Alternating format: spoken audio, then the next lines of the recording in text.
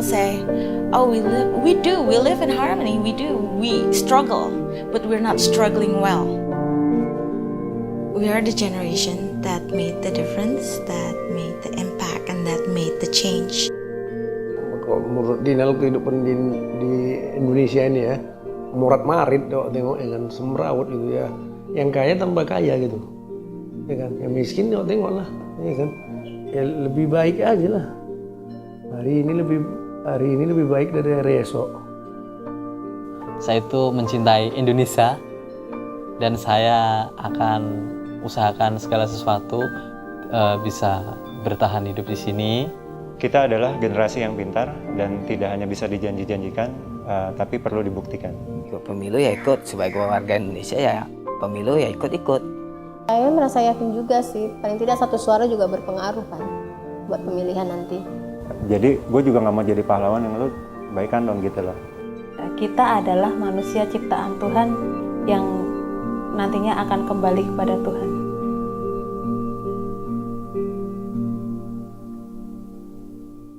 My generation, what's been the most impactful change was what happened in '98. That's definitely a life-changing event. Ya reformasi 98. Jadi demo besar-besaran menurunkan seorang presiden yang mulai perkembangan menjadikan negara demokrasi yang kita bisa mengungkapkan aspirasi masyarakat. Karena reformasi 98 itu tujuan kita cuma menurunkan Soeharto untuk menggantikan rezimnya. Jadi misi kedepannya sebetulnya kita belum ada apa-apa karena mahasiswa kan. Mahasiswanya misinya hanya misi itu aja, tapi setelah berkembangnya perjalanan ya karena saya tidak di pemerintahan, tidak di parlemen, ya misi saya cuma itu. Dan jujur gue ada di Atmajaya waktu itu. Awal mulanya terjadinya sesuatu itu dari situ, dan gue benar-benar lihat sendiri. Supaya karena jiwa dulu itu masih jiwa ya anak muda labil kan, seperti itu kan ya. Otomatis perang seperti apapun kita berangkat seperti itu. It was about the economy, how the Chinese Indonesian are basically controlling the economy, owning all the businesses and having all the money, and the natives are the one that have to suffer. They're slaves in their own. I don't want to say it's an excuse, but that's what I hear. And then I know it started from there. Semua pintu-pintu didobrak habis, barang-barang dijarah. Tempat saya, kawan saya lah, saya ingat, kuali-kualinya pun, alat-alat dapurnya pun diangkat orang semua. Karena saking sunyinya di sini ya. Jadi kita kedengeran ya udah kita harus jaga gitu. Nah itu hal paling takut buat saya. When the offer came from my late father to go to the States and go to school, it was an escape. I was really glad I got to do that. But then it was mixed feelings. It was like feeling like a traitor. Terus pergantian presiden dan mulai perkembangan menjadikan negara demokrasi. Ya karena kita negara demokrasi ya dikasih lah.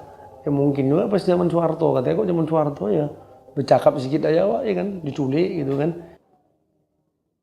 Kalau jadi negara demokratis itu sudah, tapi belum penuh. Bahkan ada yang salah kaprah dengan demokratisnya dan mereka buat semau-maunya mereka. Menurut saya tuh kalau misalnya saat ini memang Indonesia sebagai negara demokrasi, tapi kebanyakan kalau pemerintah itu apa-apa ini sendiri ya, maksudnya diputusin sendiri. Kadang sering nggak melalui demokrasi langsung diputusin sendiri. Itu kan namanya nggak demokrasi ya. Malah kebanyakan orang lebih gini ya, enak zaman Soeharto dulu ya, nggak ada rusuh-rusuh, nggak ada apa-apa, murah. Sekarang semuanya mahal. Zaman Soeharto dulu walaupun semuanya harus terintimidasi ya, bisa dibilang harus gitu kan.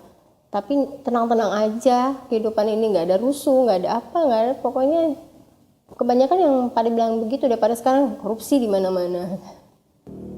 Indonesia sebelum tahun 98 itu terlihat Indonesia yang aman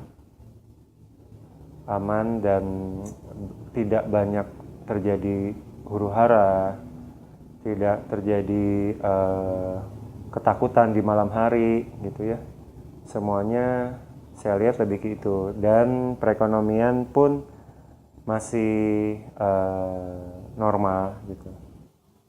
Kalau untuk segi penghasilan keluarga saya, ibu saya, sebenarnya sih nggak terlalu signifikan perubahannya. Mungkin sekarang ini karena kelakuannya Soeharto baru terbebanin sekarang ini mungkin. Sebetulnya kita butuh perubahan. Semua orang punya kesadaran seperti apa yang pemikiran-pemikiran yang menurut saya itu benar dan tidak mementingkan diri sendiri, ya saya rasa negara ini pasti bagus, pasti maju. Tidak seperti yang sekarang masih mementingkan diri sendiri. Wah ya mantan-mantan X98 pun sama begitu. Sekarang menduduki jabatan ya tidak lebih apa yang mereka demo dulu sama. Yang mereka jalankan sekarang ini ya sama yang dengan mereka demo sebetulnya. Tuh yang saya sayangkan. Juga Soeharto, cara pikir dia sudah jelas, santun, terus ngomongnya juga soleh ya, dan tidak pernah berapi-api dan ngomong tidak keluar konteks. Tapi karena kroni-kroninya itu terus-menerus membawa nama dia sehingga akhirnya dia dijatuhkan gitu. Dan akhirnya kroni-kroninya dia pun sekarang tetap ingin berkuasa lagi gitu. Pemilihan-pemilihan ini makin banyak, tiap ganti presiden, ya kan, pemimpin negara, makin banyak korupsinya. Makin pemilih yang lain, makin banyak korupsinya. Yang banyak duit dia menang gitu kan. Bahwa pemilu itu berhubungan dengan agama. Ya contohnya dengan money politik, dengan dia mendatangi orang untuk membeli suaranya, itu kan sebagian dari zolim juga. Dalam agama ada kan zolim, ya itu sebagian dari zolim menurut saya. I do believe that people want to believe that things will change. That's what I do believe, but I cannot blame them for doubting it. Ya saya belum menemukan calon pemimpin yang akan saya pilih. Tapi kalau saya lihat dengan sekarang yang ada sih, saya yakinnya baru 20%. Saya mau pemimpin saya itu yang bisa merakyat, yang bisa menyejahterakan warganya, bisa berbaur, bisa jadi pemimpin yang tidak karena jabatannya dia ini kan, terus dia tidak melihat rakyatnya di bawah itu masih banyak yang membutuhkan. Dianggap remeh sama negara-negara tetangga, utamanya yang dari Malaysia ya, atau yang kemarin ada masalah kemarin dari Australia. Tuh saya berharap sekali agar kiranya pemimpin baru nanti ini, presiden kita yang baru ini bisa lebih berani lah, lebih tegas dengan mereka-mereka yang bisa menghilangkan kita punya harga diri bangsa kita begitu. Karena Indonesia itu seperti macam kayak harimau yang tidak punya taring, yang tidak punya gigi gitu, macam ompong ya istilahnya. Karena besar tapi tidak ada tidak ada macam kayak powernya gitu. Orang-orang suka sama Jokowi karena Jokowi mau langsung ya turun ke bawah, langsung meriksa, nanti ke kantor pemerintahan, sidik, tiba-tiba ini nggak ada nih yang datang, ini dimarahin semua. Kita lihat lah dia kayaknya beda. Kalau dia ikut dalam pemilihan, saya mau pilih dia tuh. Tapi kalau dia untuk menjadikan presiden, saya sebetulnya secara pribadi belum setuju. Bukan saya tidak percaya dengan Jokowi, tapi saya ingin Jokowi bisa merubah Jakarta dulu lah, menyelesaikan tugas-tugasnya dulu. Untuk presiden sekarang ini saya ada 2 kandidat yang saya jagokan ya. Yang pertama itu Pak Prabowo. Saya suka kepemimpinan beliau tegas, terus visi misinya juga bagus. Yang pertama, terus yang kedua mungkin Pak Yusuf Kalla, itu aja. Karena sekarang ini kita butuh pemimpin model Soeharto juga sebenarnya, yang tidak kelemar-kelemar dan tidak bermain di politik manapun gitu. Saya dari dulu sampai sekarang memilih. Saya tidak pernah golput. Sebagai warga negara yang baik, saya harus ikut memilih. Karena kan warga Indonesia wajib ya memilih untuk pemimpin yang akan kedepannya memimpin negara kita. Jadi saya rasa saya harus ikut. Jadi semuanya itu dilakukan karena kebersamaan, sama-sama ingin Indonesia maju dan berkembang. No matter how futile you think voting is, just do it. At least you've done something. At least you've tried. Pemilu itu banyak sebetulnya hubungan dengan agama itu sangat-sangat erat. Ya, menurut saya kalau kebebasan agama itu ya kita semua berhak memilih agama tanpa harus ada yang memaksa kita untuk mengikuti agama ini atau agama lain. Tapi itu sesuai dengan hati kita, keyakinan kita bahwa itu yang terbaik buat kita. Menurut saya gitu. Sekarang memang sudah baik di mana banyak misalnya gereja atau tempat musola atau masjid bersandingan gitu ya. I've seen signs that says no church are going to build here and that's, I mean, come on, and that makes me mad. That makes me really upset. Some people want it to be one religion, one country, and it's not fair for the other ones. I'm a minority. I'm a Protestant.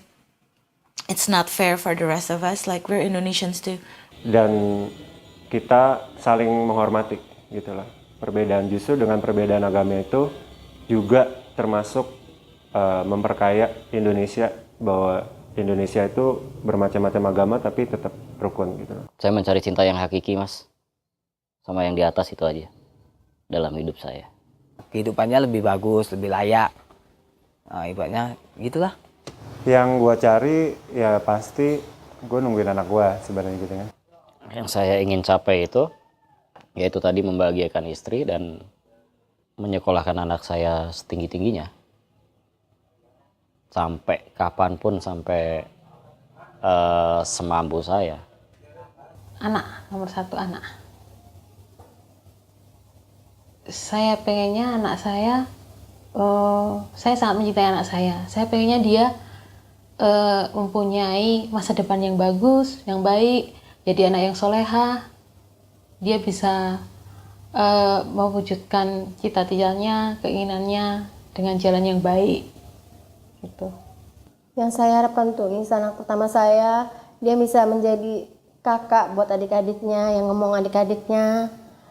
Pengennya berhasil di depan kedepannya, jangan kalah sama kehidupan kedepannya ini. Harus bisa ditaklukkan, jangan jadi wanita cengeng, harus tegar, harus bisa berprestasi supaya dihargai. Dan satu, bila dia menikah nanti saya bilang sama calon menantu, jangan larang anak saya untuk kerja. Itu yang saya mau bilang. Dia harus kerja, harus punya uang sendiri supaya tidak diremehkan dengan laki-laki. Yang saya harapkan tuh Fadil tetap jadi anak yang pinter, anak soleha, anak soleh, soleha ya, yang bisa jaga kakak-kakaknya, karena kan dia anak laki satu-satunya. Dia harus jadi pemimpin. Yang saya harapkan anak saya nanti begitu dewasa ingin pekerjaannya lebih layak daripada saya, ingin lebih bisa lebih layak kehidupannya lebih dari saya. Indonesia, harapan saya hilanglah korupsi di Indonesia. Jadi pemikiran pemerintah tidak saat sekarang mau pemilu itu menyentuhlah sampai mereka. Tapi setelah pemilu selesai mereka tidak tersentuh lagi. It's how we want things to be better for everybody in general, for everything, not just for my group, not just for my ethnic group, not just for my religion, but think of us as Indonesian as a whole. Stop untuk menjual SDM kita, orang-orang kita ke luar negeri, harus di stop, sama stop menjual perusahaan-perusahaan kita ke perusahaan asing, dan stop memasukkan kepala-kepala atau direktur-direktur yang berasal dari negara lain gitu. Senangnya saya jadi warga negara Indonesia karena saya besarnya di Indonesia, suka dengan kebudayaan Indonesia, terus ya pokoknya saya bangga lah jadi orang Indonesia. It was bad timing, but I think we move on, you know, and I think we built from there. Saya yakin suatu hari kita bisa bersatu dan jadi negara yang paling kuat.